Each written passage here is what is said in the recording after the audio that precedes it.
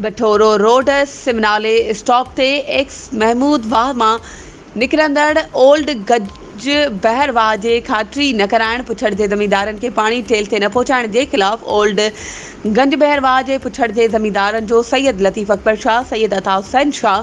जबार तहीम, खनीफ़ सोलंगी, उस्मान तहीम, लखा ॾिनो ज़ौर, यूनिस कीराओ, किड़ानो, अबू तहीम उर्स कीहर, एहसान ओठो, रब ॾिनो माथी, बोबी ओठो ऐं ॿियनि जी अॻवानी में धरणो हणी 2 कलाक रोड बंदि करे छॾियो। ट्रैफ़िक मुअतल, जंहिंजे करे रोड जे ॿिन्ही पासनि खां गाॾियुनि जूं कतारूं लॻी वयूं। एरीगेशन ॾींहुं अहली जे ख़िलाफ़ सख़्त नारेबाज़ी कई वई।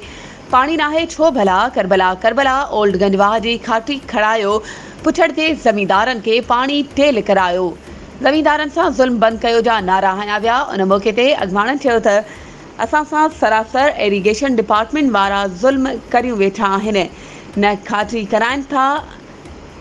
न पाणी टेल ताईं कराए ॾियनि था, न वाह जी सफ़ाई था कराए ॾियनि। असां मुसलसल सरापा एहतजाज आहियूं, पर एरीगेशन डिपार्टमेंट ऐं इंतज़ामिया जे कन ते जुए बि नथी सुरे। असांजा मसाला 2 ॾींहंनि में हल नथा थियनि त असां इन खां पोइ मीरपुर बठोरो में भरपूर धरणो हणंदासीं, जेको मसइलनि जे हल ताईं जारी रहंदो। वधीक ख़बरुनि ऐं अपडेट्स जे लाइ असांजे चैनल खे सब्सक्राइब कयो ऐं हा, बेल आइकन खे प्रेस करणु न विसारिजो त जीअं असांजी हर नई अचण वारी वीडियो तव्हां ताईं पहुची